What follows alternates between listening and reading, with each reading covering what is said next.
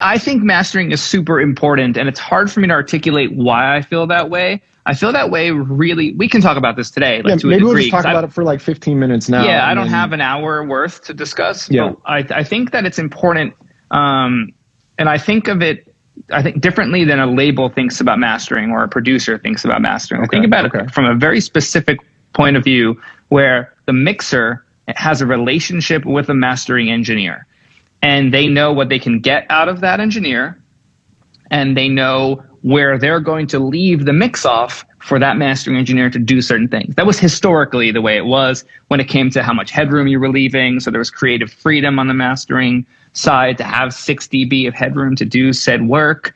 And now that's not as much. I mean, I deliver my masters at 0, peak at 0, and RMS or LUFS, at like -10, -9 to -12, depending on the genre and how the rough mix was. So we've talked about numbers earlier on. Let's leave those numbers out from here on out. But I want my mastering collaborator to finalize it with me before anybody else hears it, because we know this is so hard to describe. It's all good. But I think it's worth trying. If a mix has been approved, the mastering should not be very heavy-handed. Yeah. Right? So we need to preserve what was approved. Say there's 4, 7 versions of the mix, getting really nitpicky on a couple of things, specifically in the low end or vocal level.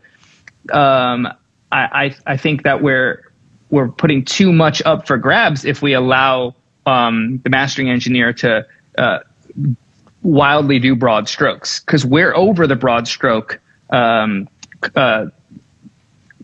back and forth at that point. We're really nitpicky. So a good mastering engineer at this point, working within headroom parameters that are pretty tight and minimal the majority of the time, have to be sensitive to that. And I don't think all are. Yeah. Definitely not to the way I mix, which Dale Becker, my mastering engineer and great friend, refers to as big transients. We talk about transients a lot early on. I mix with a lot of transients, so things jump out of the speakers. A lot of engineers, a lot of mixers compress out those transients, so there's a bit more of a wall, and the transients aren't poking out. It's more controlled to a degree. So I'm looking for different things out of a mastering engineer that I think all mixers are looking for different things, right? So when I think about it, I think it's my call. I think it's the engineer's call, not me, just the general me. It's the mixer's call.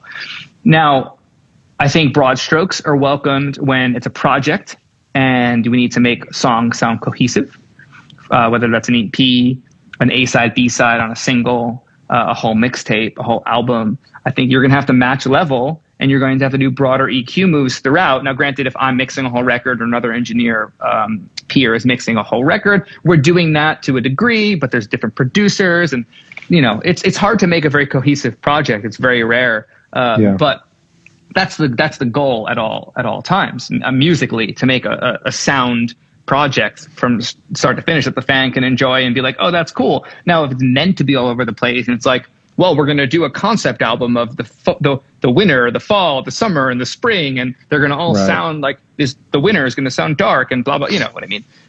You can have a concept record, but still there has to be a thread line through it. And that's probably like the vocal performance or the vocal sound. Maybe some of the songs have more wet reverb effects, but still it's a similar style, right? So the mastering engineer is supposed to retain that alignment, and in fact, sometimes create that alignment throughout the record, depending on how off the mixes are in level and EQ. So I think it's insane not to get your album or your EP mastered, but thinking bigger picture about your single, it's nice to have that last refined ear, that's that mastery ear. I mean, a mastering engineer should be so refined in the moves that they make, and that's their practice. Their practice is, I only have left and right. I don't have 3,000 stems, 300 stems. That was an exaggeration. 3,000 stems. I'm not making a movie. They have to refine what's the optimal way this is going to translate on multiple spaces, DSPs, platforms. I think it's so important to think that way. I love that broad strokes. That's a great example of Nathan Dantzler on Slow Hands. Totally agree. I know Nathan very well, and I've heard both the mix and the master. And that is one example for sure. but thousands of songs get made a day that don't require that treatment. So that is an example, and I think they should run with that version. I also know that Nathan sent 2 versions of that master. That was that one, and then let the producer who he has a relationship with of about 2 decades decide which is the best. So that's a relationship. So that example itself is a little bit out of the normal context, and it fits into the context I'm discussing of having a relationship as a mixer with your mastering engineer, because I would expect Dale to say, hey, I'm feeling like it should sound like this, but before the artist and the label and everyone else hears it, what do you think about this direction? And that's kind of what I'm getting at, is the relationship aspect of mastering is more important than the success level of said mastering engineer and their accolades. Because I don't know, and Dale can correct me if I'm wrong, I'm not sure how much in the process, like let's just say percentage wise, like there's an artist that creates a hit. The producer also creates hits and can help. There's sometimes co-artists on a song. Sure. The mixer can shape a song to sound more like a hit that isn't sometimes. And then the mastering engineer, I'm not sure they have the opportunity to make something more of a hit. And if they do, it's less than 5% of the time, mixer maybe 10 to 20% of the time, producer 50 to 70% of the time, and the artist 100% of the time, that they have access to whether it being a hit or not because they're writing and performing the song. So there's a percentage, and I think the mastering engineer falls less on that percentage. And I would love a mastering engineer to argue that point of view with me, because I'd like to learn from that. But I think that's why the relationship is so key and important, where together as a team, we, the mastering engineer and the mix engineer, because the mixer still has a chance to open the session back up and tweak things accordingly if the mastering engineer feels that they need more room in some degree, that we can affect the song or the record to make it a hit more than 10% as a team together. Does that make any sense? That was a rant. Yeah, the percentage thing is sort of tough, because now we're talking about like hits and what makes a hit and that sort of thing. But it seems to me that a mastering engineer, in the way that we talked about as a mixer or as a producer, you're going to do dozens, hundreds, thousands of songs over your career. The mastering engineer is going to do tens of thousands of songs. So their amount of time they spend on it is smaller, but their perspective is greater.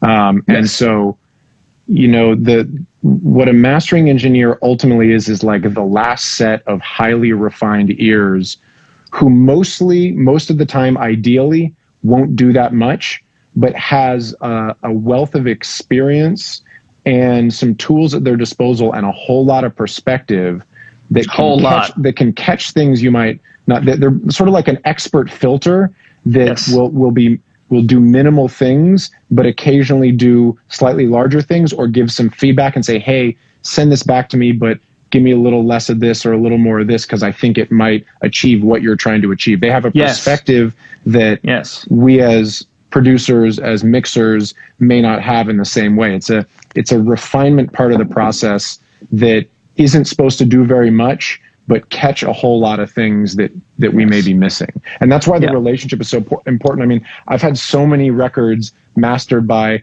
whoever the mastering engineer is on the project, and it's always kind of like they just did what they did and I don't have control over it. Yeah, it's wild to me, man. What you ultimately want to do, and it gets back to what we were talking about at the very beginning about communication, you want to have an open line of communication with everybody in the process, from the people before the process coming to you, the people after the process that you're going to deliver things to, wherever you are in that process, whether you're a songwriter or a mix engineer, there are people coming beforehand and there are people you're delivering to afterward.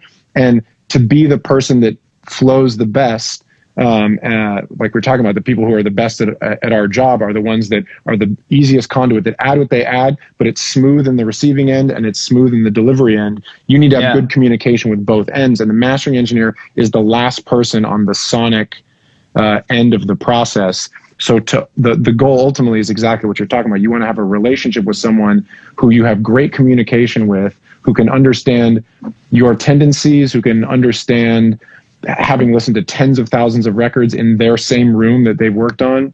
It's really just like the last bit of refining in the process. Huge point.